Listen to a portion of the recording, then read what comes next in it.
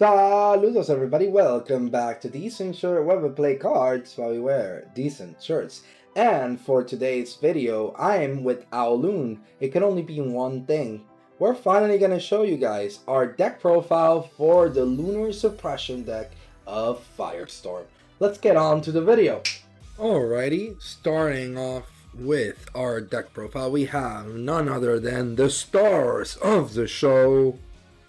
A triple werepup of Moonrise, and actually we do play a one-of the new werepup champion of Artemis.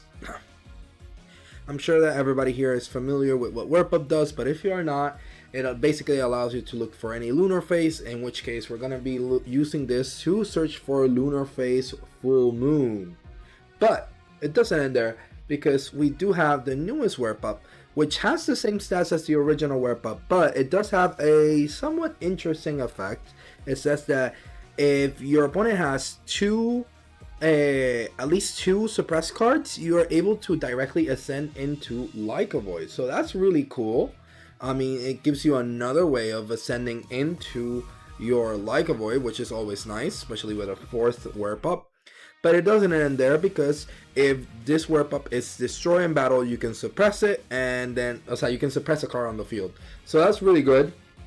It's gonna have some synergies with the rest of the deck, and we just play one because, as you're going to see, we're not playing the original Moonrise Like a Void. We're actually playing a one-of the new Like a Void champion of Artemis. If you don't know what a champion of Artemis Like a Void does, basically on cast it allows you to special cast any number of werepups from your deck or hand to the field. From your deck, sorry, not from your hand. So it basically allows you to special cast all the remaining werepups to the field, suppress, and they must be properly enchanted with a lunar spirit.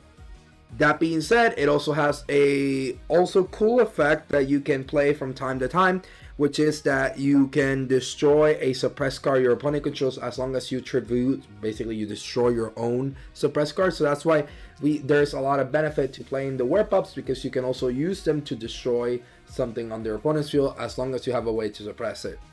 Now, the point of this deck is basically to enable the Like a Void, but while I do know that a lot of people are making a big fuss of Like a Void because they're seeing it as a body that can basically cast out a full whiteboard that your opponent then has to deal with, and it's not going to be easy to deal with.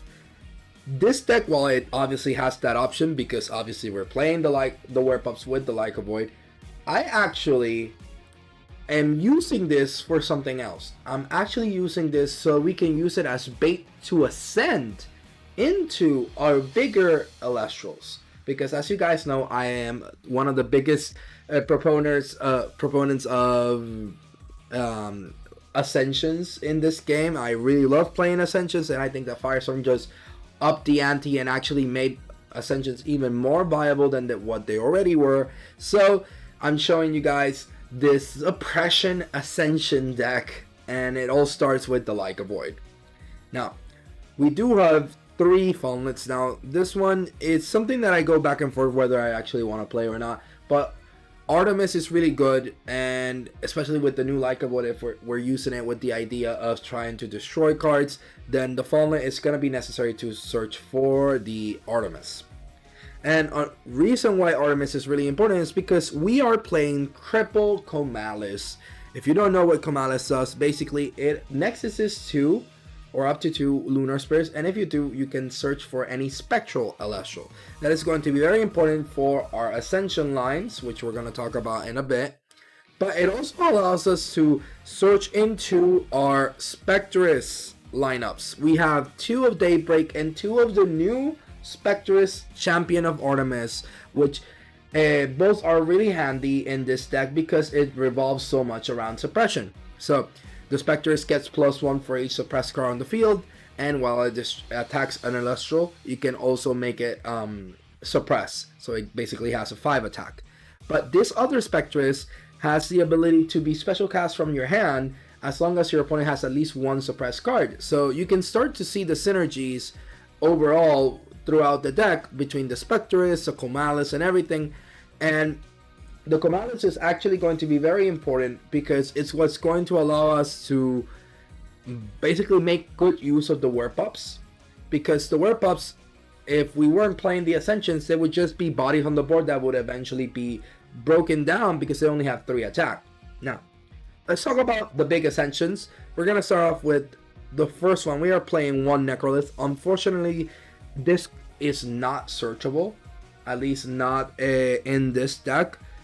I consider and I played around with double Necroliths, and it worked out just fine.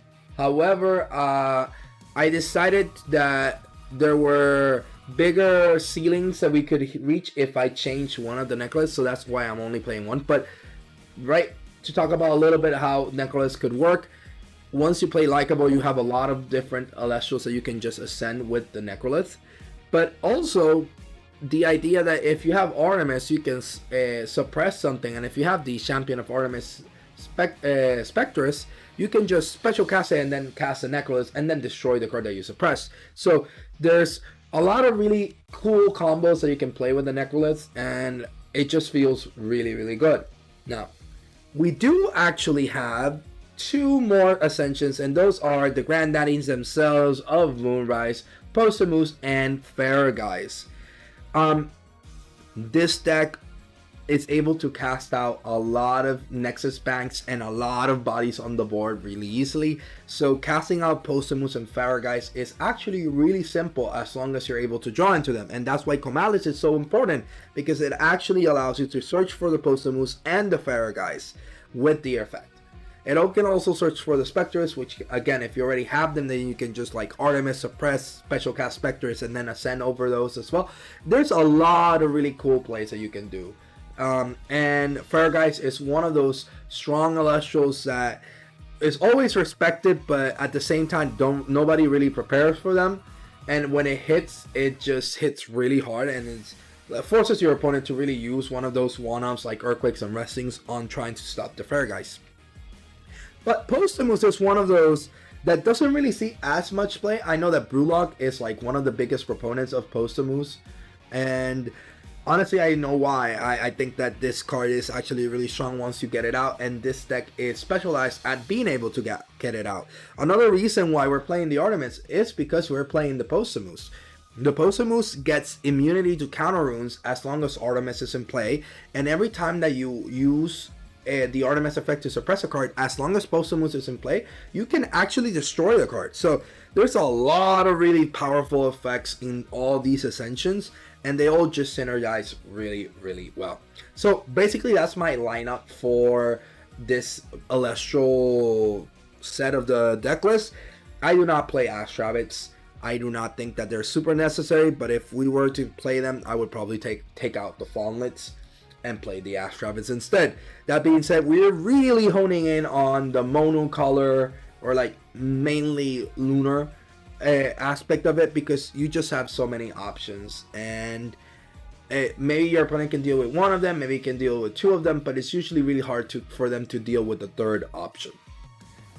So we do play double Artemis. We do not play 3. I think 3 is a little bit too cloggy. 2 is just right enough.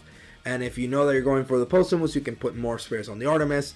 If you know you're going for the Necrolith or Spectress play, that you have options. And obviously, they also make Comalis a lot more live, because it becomes a solid Nexus Bank. We do play double Necklace of Harmonia because it adds another Nexus Bank, and we are playing Argo in this list, so it makes a lot of sense that we're playing double Necklace of Harmonia. We're playing triple Ambrosia because obviously one of the best runes in the game. We're playing triple Gorgon's Gaze. No explanations there needed. Tsunami. Tsunami feels really good because you sometimes want to really defend your Elestrals to then ascend them. So Tsunami is really good at stopping aggressive plays, and this format is very aggressive, especially going against stuff like Spiders. Like, they can just vomit a lot of Elestrals to the board with Hestia. Even Fire can do that, and a lot more. And even Solar. So Tsunami comes in really clutch. We also do have double Poison Tipped Arrow, which is really solid in this list. No, I've been taking out Poison Tipped Arrow out of out of a lot of my Firestorm lists, but in this deck they feel really, really solid. We do play the double Argo, as I mentioned, double Shield, and that basically completes the defensive lineup of counter runes. We do have 4 more counter runes, which we're going to talk about. We obviously play the double Full Moon for the Wear Pop. One is usually for the Like a Void Ascension, but the other one is actually because even any other Elestral can turn into a Farrageist or a Possumus if you use the Lunar Phase Full Moon, so might as well have it. Why not? And the last one that I'm going to add is the Monsoon of Eurus. Currently I'm playing with my proxies because I haven't gotten a hold of my Firestorm orders just yet. Hopefully they'll arrive soon, but for now I'm just using the proxies, so don't mind that for now. Monsoon of Eurus is actually a broken card. I think this card is really, really strong. Not so much because of its main effect, though that effect can also be like a game winning in many cases. It's because of its versatility. If you don't know what Monsoon of Eurus does, this card basically it lets you enchant up to any combination of wind or water, up to 2 spirits, and once you do that, it has a second effect that goes right after that suppresses each face-up card that doesn't have a water or wind enchanted onto it. And that goes for any face-up card. It doesn't have to be just Elestrals like Dense Fog. It's one of the reasons why we're playing Monsoon of Eurus over Dense Fog, because even though this one is a little bit more expensive, or plenty more expensive, it allows you to hit Divine Runes, Stadiums, and even Artifacts. And that can come in really, really clutch, especially the matchups. As well as this also is able to hit multiple targets. So something like Necrolis can come live because of the Monsoon of Eurus. Or even Like a Void, if we're able to put a Water Spirit on the Like a Void with the Monsoon of Eurus, you can then suppress your opponent's board and then start using your Like a Void to start destroying a lot of their Elestrals. Obviously, this is all very contingent on that your opponent is not playing wind or water. And spoiler alert, I think that both of those elements are going to be very strong still in this format. That being said, Lunar is one of those decks that has a lot of target on its back. And while I think that Lunar aggro is a really strong deck, I do not think that is the big problem that everybody's talking about. And I think that this gives the deck a little bit more leeway and a little bit less predictability when playing it, because you have so many lines of play. And you know that if you're a fan of the channel, then you know that I love having versatility. I love having toolbox decks because I love like solving puzzles, and toolbox are perfect for that. You just have all the options. You just gotta you basically have all the answers in your deck. You just gotta be able to play them in the correct order, and that's how I love playing Elestrals. So that's my main deck lineup. Let's talk about our spirits. We are playing 1, 2, 3, 4, 5, 6, 7, 8, 9, 10, 11, 12, and 13, 14 Lunar Spirits. That might seem like a lot, and quite frankly it is. You could definitely splash in other cards. But I felt like 14 just, again, this format allows decks to go a little bit even more mono. Like you can hone in into one specific color, and it doesn't feel bad. It doesn't feel like you're missing out on a lot of things, because finally the power level of these elements have risen to the same level that I would say Earth and Thunder had, especially now that they've been nerfed by being banned or limited. Like Earth has its Viserys and Equalings limited, and Thunder now has Archelaus limited, and Elechic is now banned, and even Race to the Top is limited. So a lot of those power levels have lowered down, and it doesn't feel as necessary to necessarily play the Ash Rabbits and the Zeus's, though those cards can definitely be added to this deck. Now, speaking of colors that we do play, however, we do play 4 water. There's a lot of water being played in this spirit list, and the reason for it is because though we also want the Tsunamis to be live, we also love using Monsoon of Eurus, and also sometimes even play Like a Void Ascended with an third water spirit, like a water spirit on top, so that way you're immune to tsunamis. So that is really solid for this deck, and 4 just feels like Monsoon of Eurus is always live. We do play one Lycanroc so that Monsoon of Eurus is available, like we mentioned, because technically you don't have to put more than one win, just one win is enough to activate the Monsoon of Eurus, and then you can just ascend or, enchant as many water spirits as you see fit if necessary. And lastly, since we are playing Fairegeist, we are playing the one-off Luminate, because if not, we can't really play it. So let's just head to the explanations of the combos.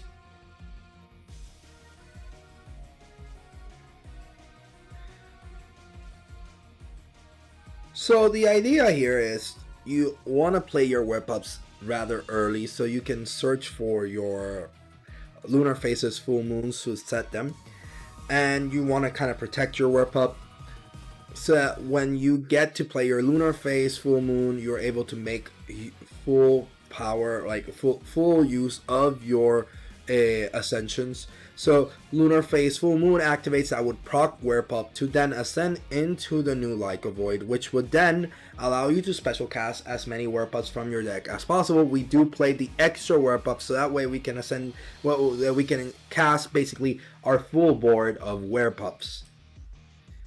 If we drew into one of them, then we're not going to be able to play them because this is only from the deck, but still it's still a solid play, and this by itself is really strong. It's one of those things that people are really scared of and thinking that this is going to take over the meta, because it is a very aggressive play. You're being able to pump the board and then you can do whatever you want after, especially because these cards remain suppressed, so that means that cards like your Spectrus actually gain a buff because this is for every suppressed card. So let's say they even out your Leica Void. By playing Spectrus the following turn, you are basically playing with +4 attack because 3 of these plus the additional card that you want to suppress when you battle. So that's really solid for Spectre, especially in the mirror match. Going up, Spectrus is going to be a really solid side deck card in metas where we see Leica Void like dominating, because Spectrus is going to be able to one-off go and hit the Leica Void without having to really expend other than just the normal cast. So that's really solid.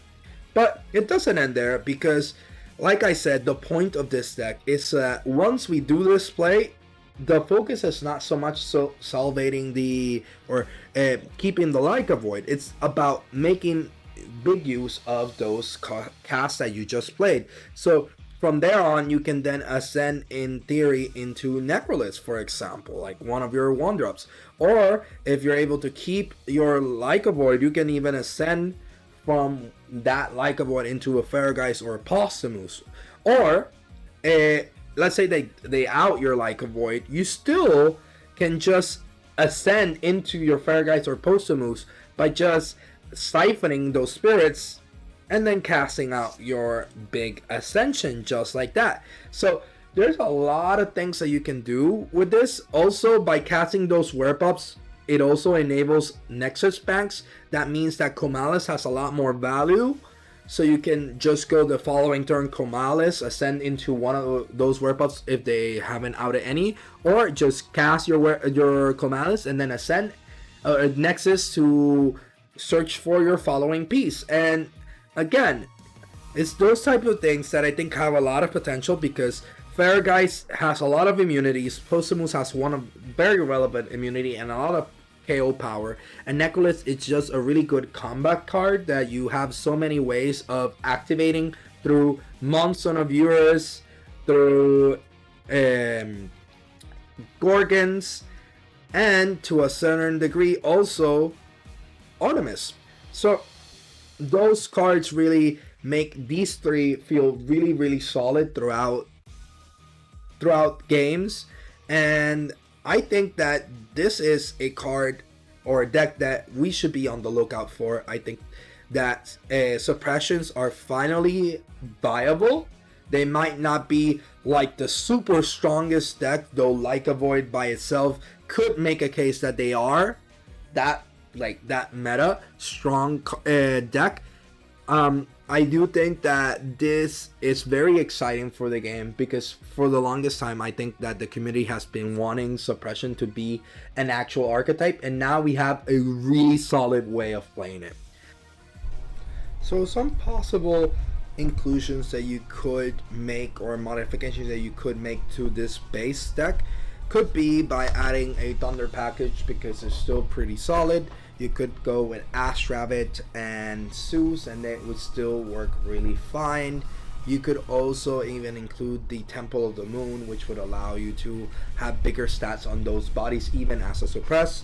We could go for a Frost variant where we play Cryoblast. We probably play like 2 or 3 Frost Spirits, and you could play Night Chimera and Fallen and Rising form, because you are playing already the Solar Spirit, and technically speaking you only need to see it once so that you can just ascend into it, and you only need to play 1 of each to really make use of it, and then you have a body that is immune to invoke runes and a body that can destroy the, how do I say, your opponent's back row if you play more Solar Spirits. And that could be a solid like avenue that you could go with.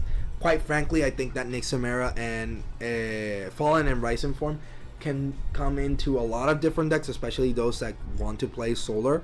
For example, the Solar deck could also use this card, but we're talking about the Lunar deck right now. So we could add the second Necrolith. For example, you could take away the Post-it moves and play the second Necrolith, or you can play Kathmo because you are playing Solar. Might as well play that. I do not recommend that you play Navi, because at that point it's just better to commit to an aggro list, which is, this is not an aggro list. This is more of an ascension and build up list. But it is definitely viable to build Like a Void very aggressively, which is what most people are thinking of when they see Like a Void. The potential of then playing Navis and then just having all these werp ups that only have 3 attack actually feel like 5 attacks, because Navi just lowers the stats.